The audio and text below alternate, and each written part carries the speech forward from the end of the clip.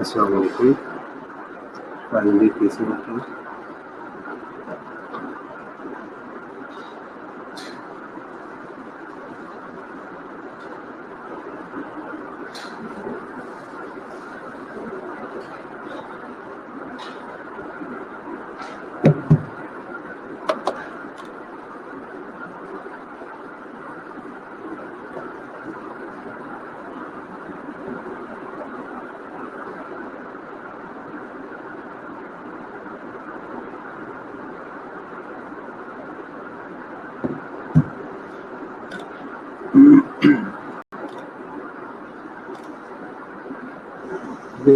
Sleep में थोड़ा सा इशू है, लेक्चर अटेंड नहीं हो रहा, तो मैं एक स्लाइड शेयर करने लगा हूँ।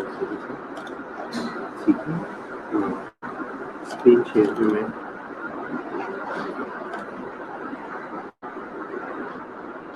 स्क्रीन शेयर कर दूँ लेक्चर को देख के। ठीक है, तुम्हारा पता नहीं क्यों क्लोज हो रहा है।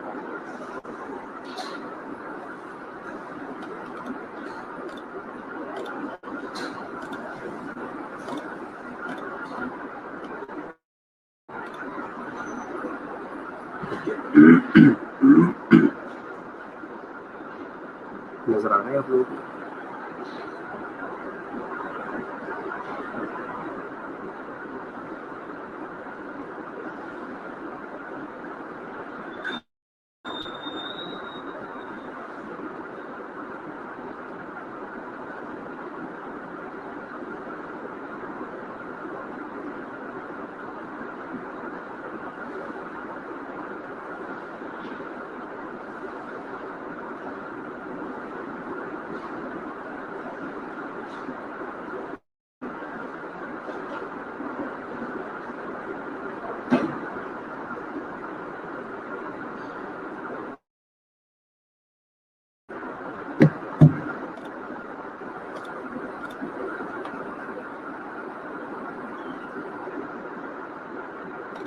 ओके, स्लाइड शेयर पे नजर आ रहा है आप लोगों को?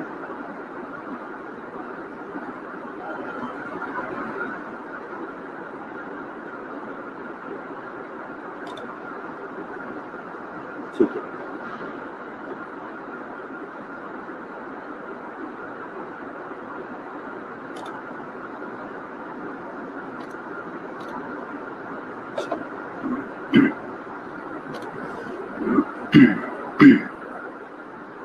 आज का हमारा टॉपिक है एडवांस कार्डियक लाइफ सपोर्ट। ठीक है, एडवांस कार्डियक लाइफ सपोर्ट। सो पहले हमने बेसिक कार्डियक लाइफ सपोर्ट या BLS वो सारा कुछ सारा पढ़ लिया है। ठीक है, उसमें हम किसी बच्चे को कोई इशू तो पूछ लो, नहीं तो हम आगे के लिए स्टार्ट कर देते हैं।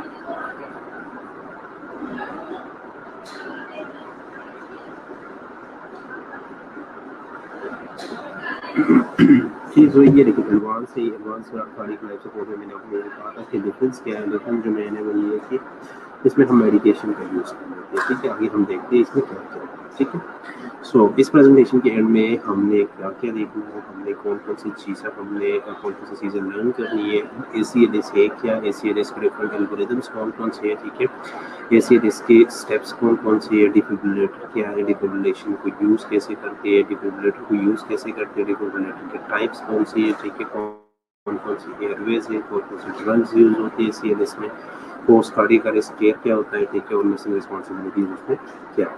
ठीक है, so advance cardiac life support क्या है? Advance cardiac life support ACLS या एडवांस कार्डियोवैस्कुलर लाइफ सपोर्ट ये सेट है क्लिनिकल इंटरवेंशंस। ठीक है, किस चीज़ के लिए? अर्जेंट ट्रीटमेंट, कार्डियक अरेस्ट के लिए, स्ट्रोक के लिए, लाइफ थ्रेटनिंग मेडिकल इमरजेंसी के लिए। जब भी आपके पास कोई पेशेंट आते हैं लाइफ थ्रेटनिंग मेडिकल इमरजेंसीज के साथ, कार्डियक अरेस्ट के साथ, स्ट्रोक के साथ, उनको जो हम अर्जेंट ट्रीटमेंट देते हैं, ठीक है, या उनको उनके लिए जो हम सेटअप इंटरवेंशंस देते हैं, वो क्या है? वो असल में एडवांस कार्डियक लाइफ सपोर्ट है। ठीक है, अब ACLS में कौन कौन सी चीज़ें सेम चीज़ें वही है कि इसमें हम एयरवे और ब्रीदिंग दोनों जो है वो देख लेते हैं। ठीक है, एयरवे ब्रीदिंग में क्या है? एयरवे ब्रीदिंग में हमने रेस्क्यू ब्रेथ्स लेनी है, जिसमें हम बेग मास्क डिवाइस वगैरह लगा लेते हैं। ठीक है, इस पिक्चर में आप लोग देख लो। ठीक है कि उसने जो है वो एक बेग मास्क डिवाइस या एम्बो बेग जो है वो किस तरह प्लेस किया है।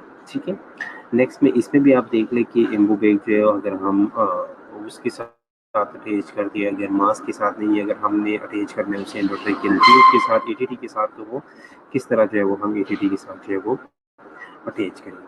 ठीक है, ओके।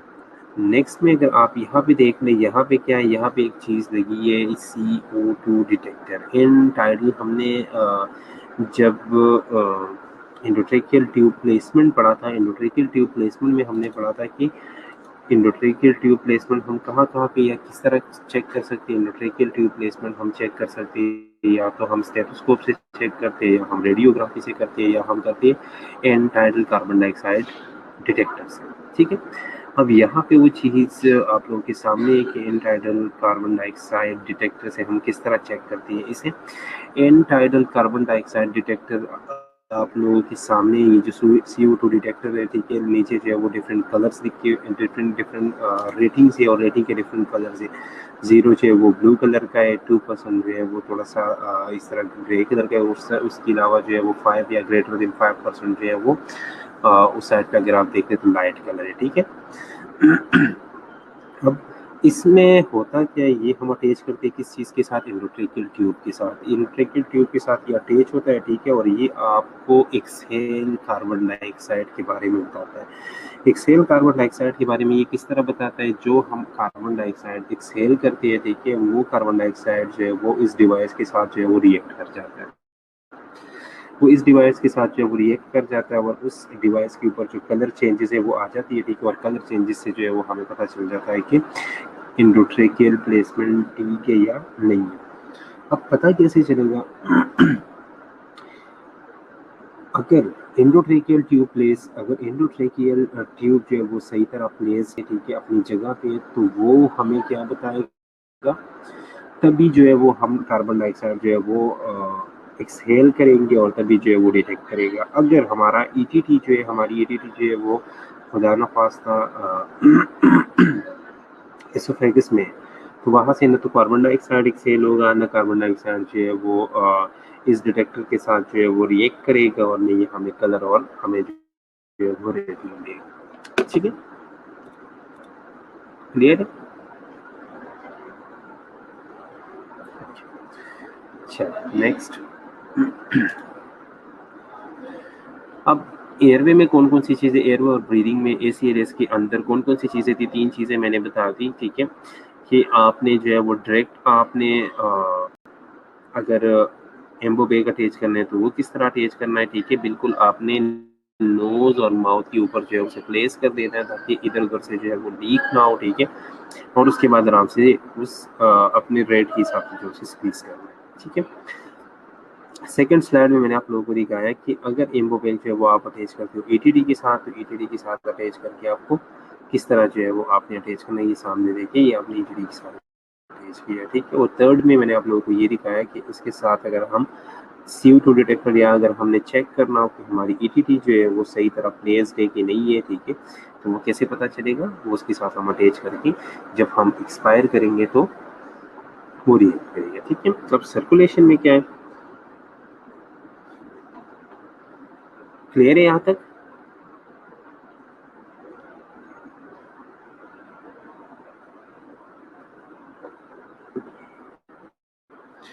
सर्कुलेशन में क्या है, आपने लार्ज बोर आईवीज देनी है। ठीक है, लार्ज बोर आईवी पास करनी है। लार्ज बोर आईवी पास करने के लिए आपको एक बिगेस्ट वेन चाहिए। ठीक है, वेन अच्छा होना चाहिए। उसके अलावा जो है वो, अगर आपको अच्छी वेन नहीं मिल रही, ठीक है, या आईवी एक्सेस जो है वो मुश्किल हो रहा है, ठीक है, तो आप कोशिश करें कि आप सेंट्रल लाइन जो है वो पास कर लें, क्योंकि ACLS के अंदर जो है वो हम डिफरेंट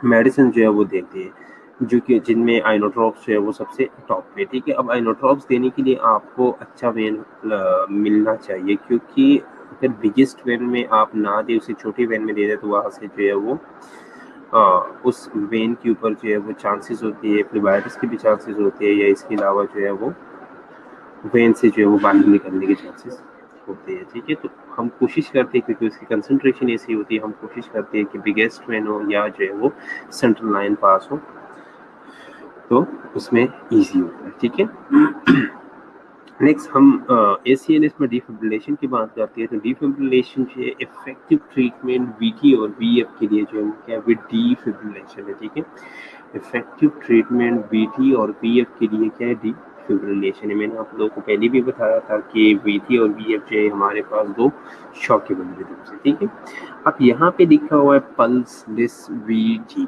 पल्सलेस VT। ठीक है, हमने पढ़ा था कि VT में जो है वो पल्स आ रहा होता है। ठीक है, याद है आप लोगों को हमने क्या कहा था, VT में पल्स जा रहा होता है। यहाँ पे लिखा हुआ the only effective treatment for VF and pulseless VT is defibrillation. हमें ये चीज़ थोड़ा सा आप लोगों के सामने एक्सप्लेन कर दूँ। ठीक है, VT के दो टाइप्स हैं, VT के दो टाइप्स हैं। ठीक है, पल्स VT और पल्स लेस VT। ठीक है, पल्स VT और पल्स लेस VT।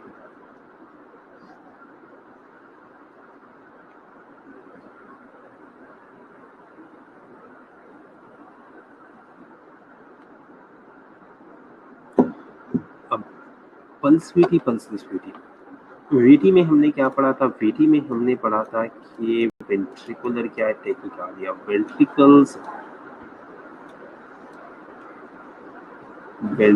जो है वो नॉर्मल से जो है वो ज्यादा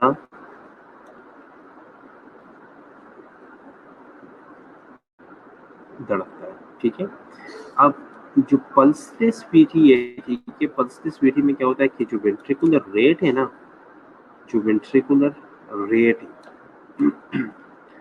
वेंट्रिकुलर रेट इतना ज़्यादा हो जाता है। ठीक है, इतना ज़्यादा, इतना मैक्सिमम हो जाता है कि वेंट्रिकल को दोबारा फिल होने का मौका नहीं मिलता। ठीक है, समझ आ रही है।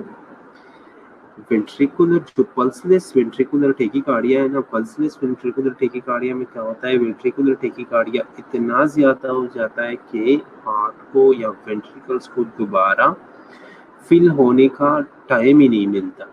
इस वजह से वो रिदम जो है वो चल रहा होता है। ठीक है, लेकिन हमें पल्स कभी कभार नहीं मिलता। ठीक है, क्यों नहीं मिलता, क्योंकि उसे जो है वो पल्स असल में क्या है, पल्स क्या है, पल्स जो है वो प्रेशर है किस चीज का, या पल्स जो है वो क्या है, पल्स जो है वो रेजिस्टेंस है जो कि ब्लड के सामने आ रहा होता है। ठीक है, अब हमें जो है वो पल्स क्यों नहीं मिलता, क्योंकि वेंट्रिकल्स को टाइम ही नहीं मिलता वहाँ पे कि वो फिल हो जाए। ठीक है, तो फिल्ड होने का टाइम नहीं मिलता, इस वजह से जो है वो सही तरह कार्डियक आउटपुट नहीं मिलता। कार्डियक आउटपुट की वजह से जो है, अगर कार्डियक आउटपुट नहीं है तो पल्स कहाँ से आएगा। ठीक है, किसी बच्चे को कोई कंफ्यूजन, क्योंकि ये थोड़ा सा कंफ्यूज्ड है। ठीक है, ये जो थोड़ा सा कंफ्यूजिंग है, अगर किसी बच्चे को समझ ना आ रही हो तो पूछ लो।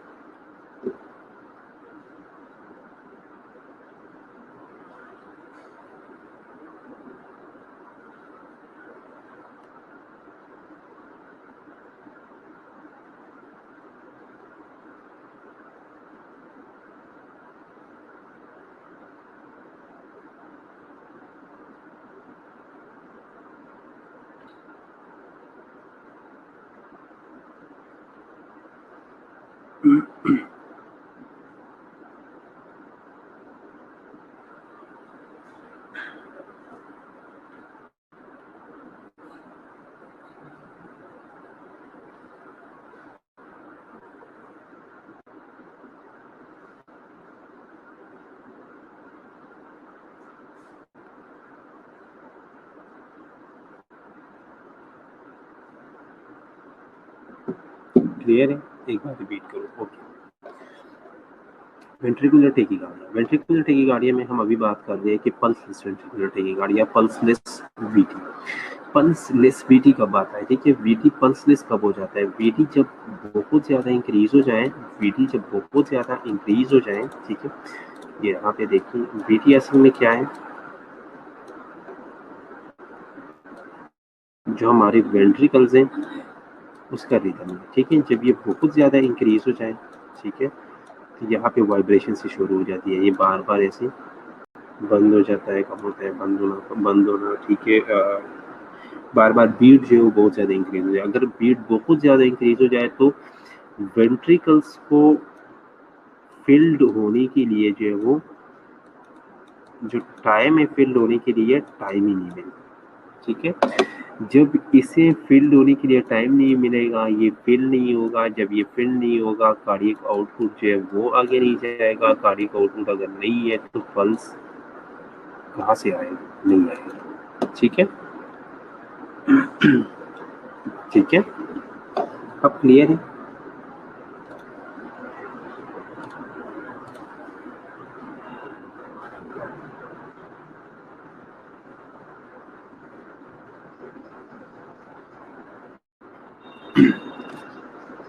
पल्स वीटी में भी यूज करते हैं, पल्स वीटी में भी कार्डियोवर्जन डिफिब्रिलेटर यूज होते हैं। वीटी में यूज करना ही है, ठीक है। वीटी में पल्स करना, वीटी में सॉरी डिफिब्रिलेटर यूज करना ही है, आपने मस्ट है, ठीक है। पल्स वीटी में भी हम यूज करते हैं, लेकिन यहाँ पे पल्सलेस के लिए जो है वो कुछ लोगों को ये भी होता है ना कि पल्सलेस है तो इसमें हम क्यों यूज करें। जैसे मैंने आप लोगों को कहा था कि अगर पल्स है ही नहीं, ठीक है, मैकेनिकल है ही नहीं, क्योंकि यहाँ पे वो एक कॉन्सेप्ट आ जाता है ना जिसे हमने पढ़ा था कि पल्स इलेक्ट्रिकल एक्टिविटी पीईए जो है, कि अगर इसमें पल्स नहीं है तो हम उसमें भी पल्स नहीं है, उसमें हम क्यों यूज़ करते हैं, उसमें हम क्यों यूज़ नहीं करते, क्योंकि उसमें इलेक्ट्रिकल एक्टिविटी आ रही होती है, ठीक है। इसमें सिर्फ रीज़न बताने के लिए जो है ये बताया मैंने, ठीक है।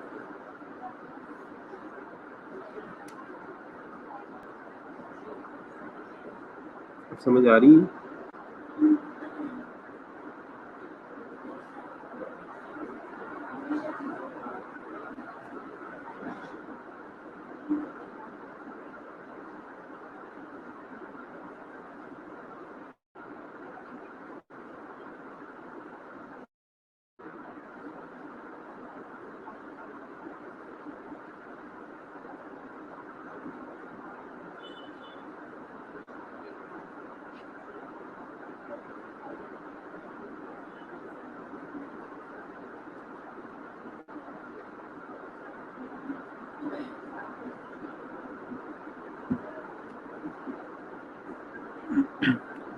ठीक है, ओके, नेक्स्ट। अब स्टार्ट में मैंने आप लोगों को एक चीज़ आज स्टार्ट में हमने डिस्कस किया था कि दो तरह की डिफिब्रिलेटर आती है, मोनोफेजिक एंड बाइफेजिक। मोनोफेजिक और biphasic is the name indicate. Mono mean single, ठीक है, मोनोफेजिक है सिंगल फेज है इसमें। बाइफेजिक में क्या है, डबल फेज है, ठीक है। तो monophasic waveform deliver current in one direction, ठीक है। मोनोफेजिक में करंट जो है वो वन डायरेक्शन में जो है वो मूव करता है, वो जो करंट डिलीवर करता है वो वन डायरेक्शन में मूव करता है, ठीक है। लेकिन बाइफेजिक में क्या करती है, biphasic waveform deliver current that flow in a positive direction for a specified duration and then reverse and flow in a negative direction, ठीक है। बाइफेसिक में क्या करते हैं, बाइफेसिक जब हम इससे शॉक डिलीवर करते हैं तो सबसे पहले वो क्या करता है कि पॉजिटिव डायरेक्शन में कुछ स्पेसिफाइड ड्यूरेशन के लिए पॉजिटिव डायरेक्शन में जो है वो शॉक जो है वो फ्लो करता है, और उसके बाद जो है वो रिवर्स हो जाता है और नेगेटिव डायरेक्शन में जो है वो फ्लो करता है। इस वजह से जो हम उस पे जॉल सेट करते हैं, ठीक है, वो हम कम सेट करते हैं। पहले वाले पे हम जोल इसलिए ज़्यादा सेट करते हैं कि उसमें वन डायरेक्शन में मूव कर रहे हैं, हमें करंट जो है वो ज़्यादा चाहिए होता है। ये खुद ही जो है वो क्या करता है, ये टू डायरेक्शन में मूव करता है इसका करंट, इस वजह से हम इसमें फीवर जोल या कम जोल जो है वो सेट करते हैं। इसमें मेन इंपॉर्टेंट चीज़ क्या है, मेन इंपॉर्टेंट चीज़ ये है कि आपको एज अ नर्स हमें पता होना चाहिए कि मेरी यूनिट में जो डिफिब्रिलेटर पड़ा हुआ है, मेरी यूनिट में जो क्रैश कार्ड के ऊपर डिफिब्रिलेटर अटैच्ड है वो मोनोफेजिक है या बाइफेजिक है, ठीक है। लेकिन एक चीज़ और भी है, जो न्यू जितनी भी न्यूअर फिब्रिलेटर आती है या जो नई नए टेक्नोलॉजी या जो लेटेस्ट डिफिब्रिलेटर आती है, ये सारे जो है ये बाइफेजिक डिफिब्रिलेटर है। पुराने ज़माने में जो है वो मोनोफेजिक जो है वो यूज़ होते थे, ठीक है। आजकल जितने भी डिफिब्रिलेटर्स है सारे जो है वो बाइफेजिक है, लेकिन फिर भी हमें पता होना चाहिए, हम अगर कहीं जगह कहीं पे काम कर रहे होते हैं तो हमें ये पता होना चाहिए कि मेरी यूनिट में जो डिफिब्रिलेटर पड़ा हुआ है वो कौन सा है, वो मानो है या बाई है, ठीक है। अब डिफिब्रिलेटर की प्रिंसिपल्स क्या है, डिफिब्रिलेटर यूज कैसे होता है, डिफिब्रिलेटर का काम क्या है, उसके फंक्शन क्या है, ठीक है। ये जो नीचे तीन चार पॉइंट्स है, ये क्या है, ये डिफिब्रिलेटर की प्रिंसिपल्स है। कंप्लीटली डीपोलराइज द हार्ट, सबसे पहला काम इसका क्या होता है, जबकि आप करंट जो है वो डिलीवर करते हो तो ये क्या करता है, ये आपके हार्ट को बिल्कुल डीपोलराइज कर देता है, बिल्कुल न्यूट्रलाइज कर देता है, डीपोलराइज कर देता है, allow the resumption of rhythm, और उसके बाद फिर हार्ट जो है वो अपना रिदम जो है वो पकड़ लेता है, ठीक है। अब वीटी और वीएफ में स्टार्ट में हमने पढ़ा था कि उसमें क्या होता है, एक एक टॉपिक फोकाई बन जाती है, ठीक है, और वही एक टॉपिक फोकाई जो है वो अक्सर जो है वो बम्बार्डमेंट शुरू कर देता है, और उसकी बम्बार्डमेंट की वजह से जो है वहाँ पे बार बार जो है वो हार्ट जो है वो पंपिंग शुरू कर देता है, ठीक है। इसका काम क्या है, इसने हार्ट को डीपोलराइज कर दिया, एट्रोपिक फोकाई वगैरह सब कुछ बंद कर दिया, हार्ट को जो ये अलाउ कर देता है कि हार्ट दोबारा से जो है वो अपना रिदम खुद पकड़ ले, ठीक है। लेकिन इसको यूज करते वक्त सेफ्टी का ख्याल जो है वो लाजमी है, सेफ्टी जो है वो एसेंशियल है, ठीक है, सेफ्टी का ख्याल रखना है आपको। कॉम्प्लिकेशंस क्या क्या हो सकते हैं, कॉम्प्लिकेशंस इसकी वजह से जो है वो स्किन बर्न हो सकता है, इसकी वजह से जो है वो हार्ट मसल्स जो है वो डैमेज हो सकते हैं, ठीक है, इसकी वजह से स्किन बर्न हो सकता है, हार्ट जो है वो डैमेज हो सकता है।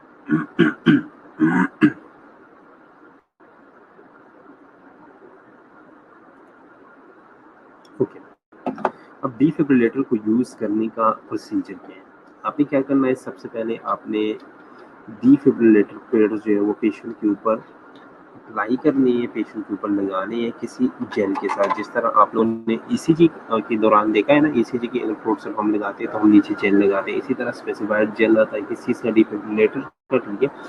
डिफिब्रिलेटर के जेल अप्लाई करके उसकी प्लेट जो है वो आपने प्लेस कर देनी है, ठीक है, डिफिब्रिलेटर जो है वो ऑन कर देना है, ठीक है। इसके अलावा जो है वो आपने नंबर ऑफ जोल्स जो है वो क्या करने, नंबर ऑफ जोल्स जो है वो सेट करनी है। अगर आपके पास मोनोफेजिक डिवाइस है तो आपने 360 जॉल्स जो है वो सेट करने हैं, लेकिन अगर आपके पास बाईफेजिक है तो बाईफेजिक में 120 से लेके 200 तक जो है वो हम सेट करते हैं, वो डिपेंड करता है कि आपके पास डिवाइस कौन सा है, डिफरेंट कंपनीज के डिवाइस के ऊपर डिफरेंट जो है वो सेट होता है, कुछ कंपनीज के डिवाइस के ऊपर 120 उसके ऊपर 120 तक होता है, कुछ के ऊपर जो है वो 200 तक होता है, कुछ के ऊपर जो है वो 180 तक होता है, ठीक है, तो डिपेंड करता है कि आपके पास डिवाइस जो है वो कौन सा है, ठीक है। इसके बाद आपने क्या करना है, उसके बाद आपने इंश्योर करना है सेफ्टी को। अब आपने ये कहना है कि भाई जो बंदा कोई बंदा जो है वो पेशेंट को तो टच नहीं कर रहा, कोई बंदा जो है वो पेशेंट या पेशेंट के बेड के साथ या पेशेंट की सराउंडिंग्स के साथ टच तो नहीं कर रहा, ठीक है। तो आपने क्या करना है, इंश्योर कैसे करना है, आपने जो है वो शाउट करना है कि I am clear, you are clear, everyone clear in oxygen clear, ठीक है। आपने ये ख्याल रखना है कि आप खुद बेड के साथ टच ना हो, आप खुद पेशेंट के साथ टच ना हो। दूसरा आपने ये देखना है कोई और बंदा जो है वो पेशेंट के साथ टच ना हो, और थर्ड ये देखना है कि ऑक्सीजन जो है वो क्लियर हो, ऑक्सीजन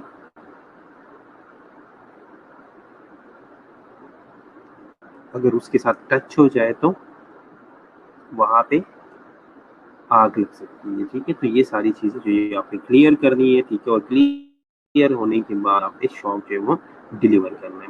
शॉक जब आप डिलीवर करते हो, शॉक के बाद जो है, अच्छा हम शॉक ये जो मूवीज में बार बार शॉक देते हैं ना, इस तरह शॉक नहीं देते, ठीक है।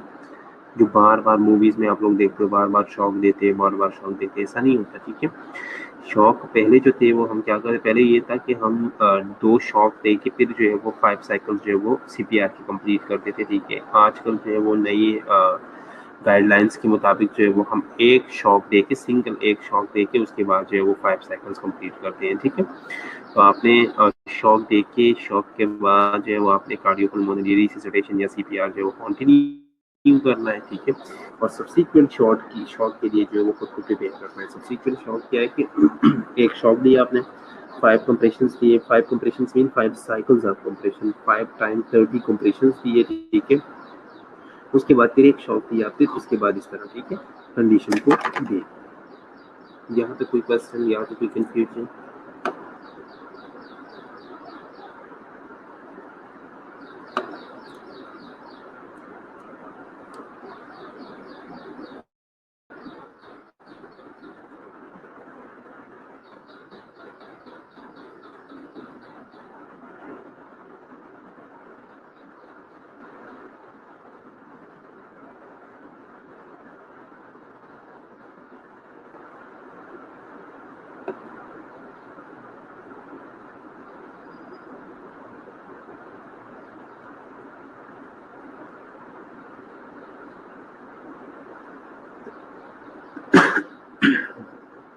अच्छा, ऑक्सीजन कैसे क्लियर करना है? ऑक्सीजन हम ऐसे क्लियर करते हैं कि अगर पेशेंट को जो है वो मास्क अटैच है, ठीक है, पेशेंट को जो है वो ठीक है, मैं इनको वीडियो दिखा दूंगा। अगर पेशेंट को जो है वो ऑक्सीजन मास्क अटैच है, पेशेंट को जो है वो नेजल कैनुला अटैच है, तो आपको चाहिए कि डिफिब्रिलेटर या शॉक देते वक्त जो है वो आप क्या करें, आप उस मास्क को, उस ऑक्सीजन को जो है वो रिमूव करें और एटलीस्ट आप उन्हें जो है वो 1 मीटर के फासले पे रखें, ठीक है। जो बैग्स है, जो चीज़ें वो अटैच्ड हो, कोई बात नहीं है, वो अटैच्ड हो, ठीक है, लेकिन आपने पीछे से जो है वो ऑक्सीजन जो है वो डाल देनी। अब ये नहीं है कि अगर वेंटिलेटर जो है वो सुप्राग्लोटिक एयरवे लगा या एंडोट्रेकियल ट्यूब लगे और आप उसे जो है वो रिमूव कर लो, उसे रिमूव नहीं करना, पीछे से जो है वो आपने उसका ऑक्सीजन जो है वो रिमूव करना, ठीक है। पीछे से आपने उसका ऑक्सीजन जो है वो रिमूव करना है ताकि जो है वहाँ पे कोई इशू ना हो ऑक्सीजन की वजह से, ठीक है। पहले जो है वो हम 2 दफ़ा देते थे शॉक, अब जो है नई गाइडलाइंस के मुताबिक 1 टाइम शॉक देते हैं, ओके। और कोई क्वेश्चन और कोई कंफ्यूजन?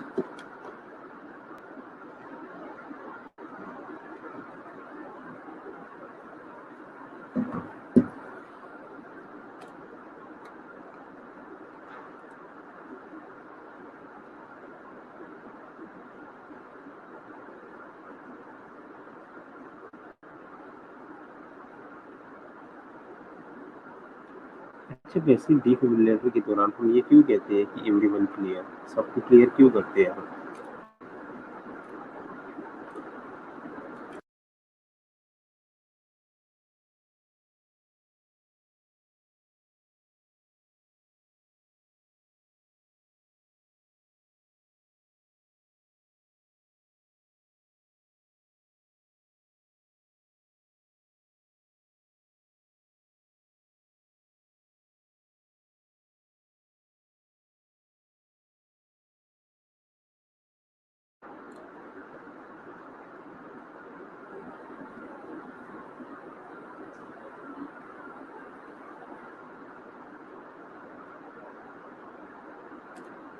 ठीक, हम इसलिए सारी चीज़ें क्लियर करते हैं कि अगर दूसरा बंदा उसके साथ इन कॉन्टैक्ट हो तो उन्हें करंट लग सकता है, ठीक है, उसका हार्ट रिदम जो है वो डिस्टर्ब हो सकता है, ठीक है, उसका हार्ट रिदम जो है वो डिस्टर्ब हो सकता है, उसका हार्ट स्टिल हो सकता है।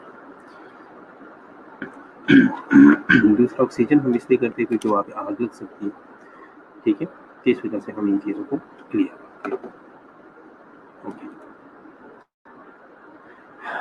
ये देखिए आप, करंट रिकमेंडेशंस क्या कह रही है? करंट रिकमेंडेशंस कह रही है कि आपने एक शॉक देना, यूजिंग 1 शॉक, ठीक है, एक शॉक देके आपने सीपीआर जो है दोबारा से रिज्यूम करना है, ठीक है।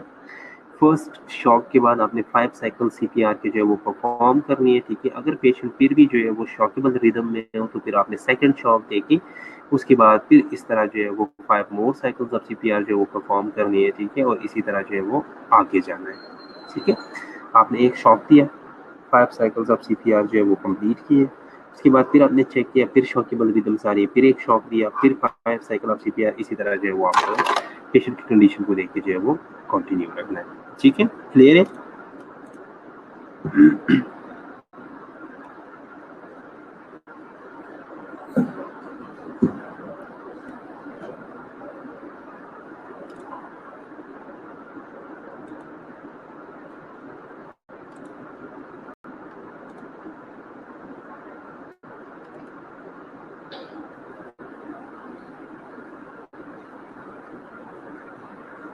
ठीक है, ये डिफिब्रिलेशन है, ठीक है।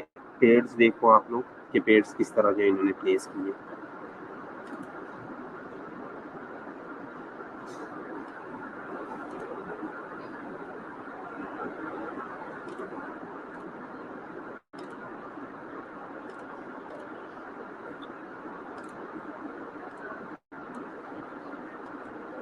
ये देखो एक पेड़ यहाँ पे प्लेस्ड है, ये एक पेड़ यहाँ पे प्लेस्ड है, ठीक है। और ये जो है ये जिस तरह स्टिकर नहीं चिपकता इसी तरह जो है ये चिपक जाती है, ठीक है। एडवांस जो हमारी आईसीज होते हैं उसमें ये चीज़ें मौजूद होती हैं, ये ऑल टाइम पेशेंट के साथ जो है ये अटैच रहती है। स्टैंडर्ड प्लेसमेंट ऑफ पेडल और एडहेसिव पैड, ये एक जो है इसे हम पेडल्स कहते हैं, ये जो यूज हो रहे हैं इसे हम क्या कहते हैं, पेडल्स कहते हैं, ठीक है। और ये जो यूज हो रहे हैं इसे हम एडहेसिव पैड्स कहते हैं, एडहेसिव पैड्स कहते हैं, ठीक है। पेडल्स जो है वो आपने खुद प्लेस करने हैं, ऐसे रखनी है, ठीक है, उनके ऊपर वो पकड़नी है, ठीक है। लेकिन जो एडहेसिव पैड्स है वो आपने पकड़नी नहीं है, वो साथ में एक दफ़ा चिपका दी है बस, जब ज़रूरत पड़ी बस तब शॉक दिया बस, इसी, ठीक है, लगे रहते हैं।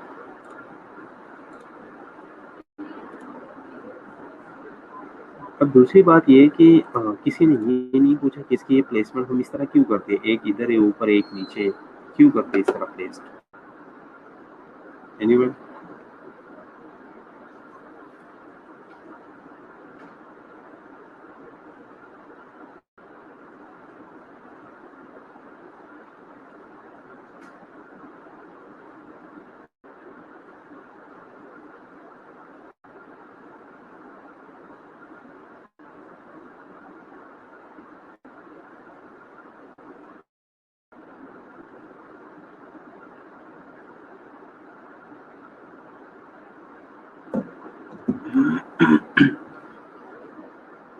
जो डिफिब्रिलेटर के पैड्स और पेडल्स हम प्लेस करते हैं, एक हमने इधर ऊपर कर दिया, एक हमने यहाँ पे नीचे कर दिया, क्यों?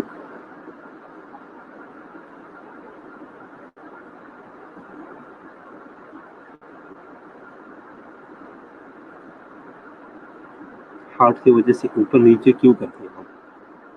हार्ट की वजह से तो एक, लेकिन ऊपर और नीचे क्यों, एक ऊपर एक नीचे क्यों? एक तो हार्ट की वजह से नहीं, बिल्कुल हार्ट की वजह से ही है, फिर क्यों?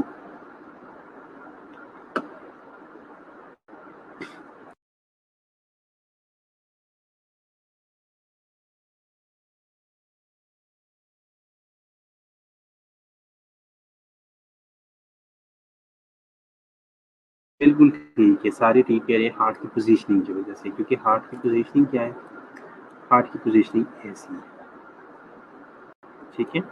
तो हार्ट की पोजीशनिंग की वजह से जो है वो हम क्या करते हैं, हार्ट की पोजीशनिंग की वजह से हम इसे इस तरह प्लेस करते हैं, ठीक है। ये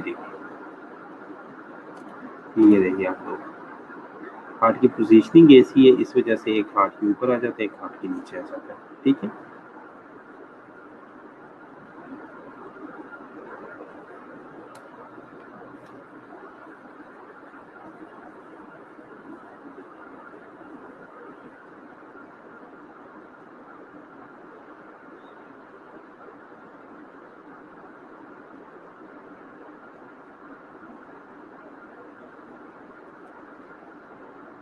यहाँ तक कोई क्वेश्चन?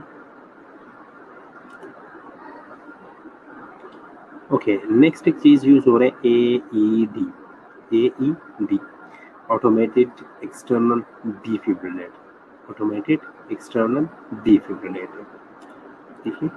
AED का नाम सुना है किसी ने? AED, ऑटोमेटेड एक्सटर्नल डिफिब्रिलेटर, ठीक है। अब AED प्रोटोकॉल्स क्या है? Clear the patient chest, put left and right pad on the patient bare chest at correct position, if shock advised shout to warn the people to stay clear, deliver shock by pressing the button immediately, restart CPR with 30 compression.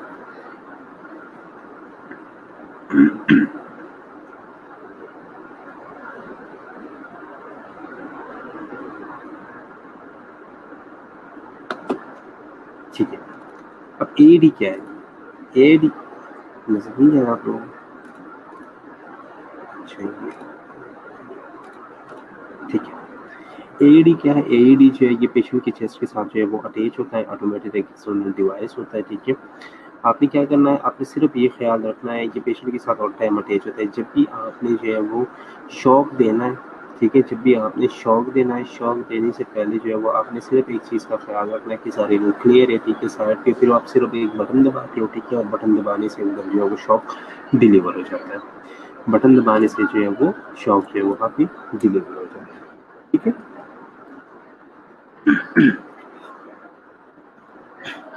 Automated external device है ये, एक simple, इसे हम ये कह सकते हैं कि ये पोर्टेबल डिफिब्रिलेटर,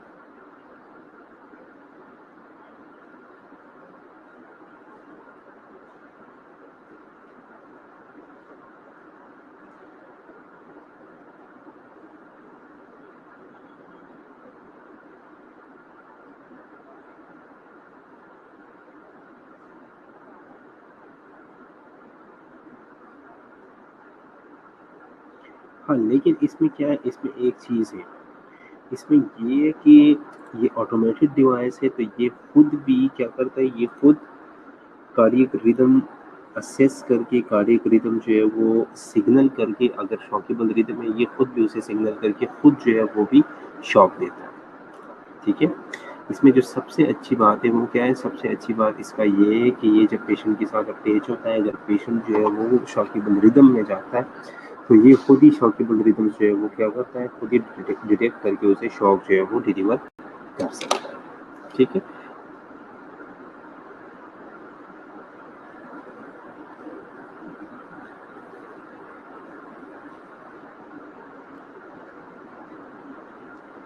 एडी से या एडी के साथ, ऑटोमेटेड एक्सटर्नल डिवाइस के साथ कुछ चीज़ों का आपने ख्याल रखना है। आपने एडी यूज़ करना है तो आपने पीस का ख्याल रखना है। ठीक है, पीस का क्या है कि कहीं पे जो है वो पेस मेकर तो नहीं लगा हुआ, अगर पेस मेकर लगा हुआ है तो काम खराब हो जाएगा। ठीक है, पेंडेंट्स तो नहीं है, कहीं पे पियर्सिंग वगैरह तो नहीं की किसी ने। ठीक है, कहीं प्रेगनेंसी तो नहीं है, कहीं पे पानी तो नहीं है। ठीक है, पैचेस तो नहीं है या पर्सपिरेशन तो नहीं है।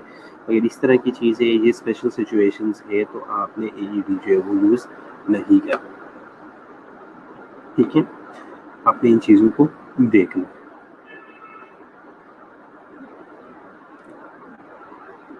नेक्स्ट है कार्डियोवर्जन। कार्डियोवर्जन क्या है? Cardioversion is the delivery of shock that is synchronized with the patient cardiac rhythm. ठीक है, कार्डियोवर्जन जो है ये एक ऐसा डिवाइस है जिसमें जो शॉक डिलीवर करता है किस चीज़ के हिसाब से, पेशेंट के हार्ट रिदम के हिसाब से।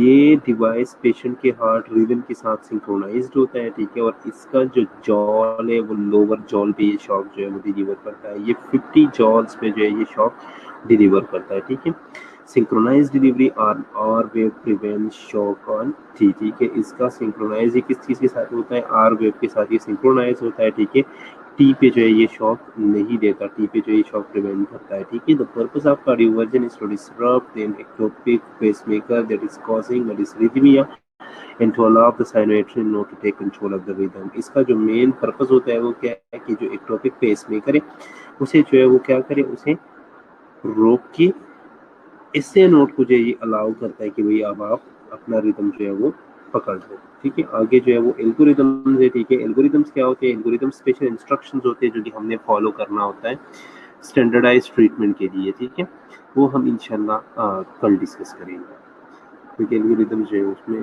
काफ़ी सारे एल्गोरिदम्स है। इसमें कार्डियक एल्गोरिदम है, क्यूट्स कोरोनरी सिंड्रोम का क्या है, एसिस्टडी क्या है, पी है क्या है। ठीक है, वीटीवीएफ का अलग है, bradycardia, tachycardia, respiratory arrest, OPI, emergency, suspected shock, सबका एक अलग अलग एल्गोरिदम है। तो एल्गोरिदम जो है वो हम इंशाल्लाह कल डिस्कस कर लेंगे। ठीक है, यहाँ तक जो है वो अगर कोई क्वेश्चन हो तो पूछो। बस बस आगे नहीं करना बस।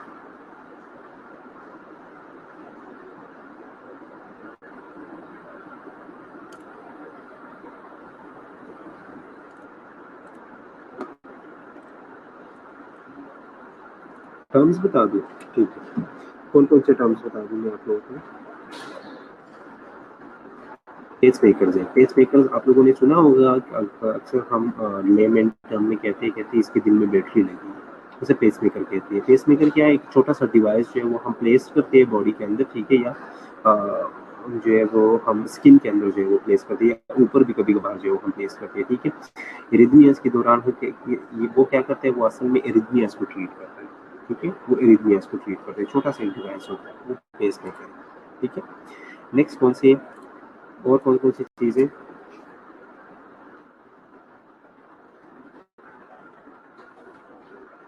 पेंडेंट, पेंडेंट जो है वो लॉकेट वगैरह जो हम यूज़ करते हैं, जो लूज हैंगिंग लॉकेट्स होते हैं ना, जो नेकलेस वगैरह होते हैं उसे पेंडेंट्स बोलते हैं।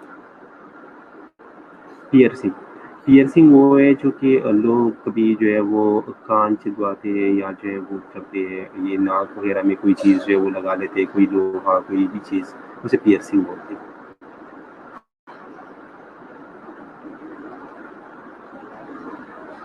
ठीक है,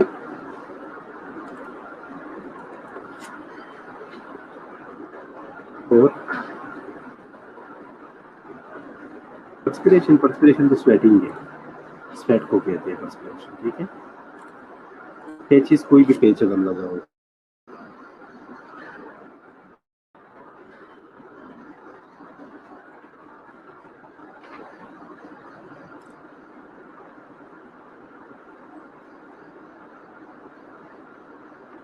और पानी पानी जो सबको पता है ना। अच्छा, ट्रांसपिरेशन स्वेटिंग हो गया।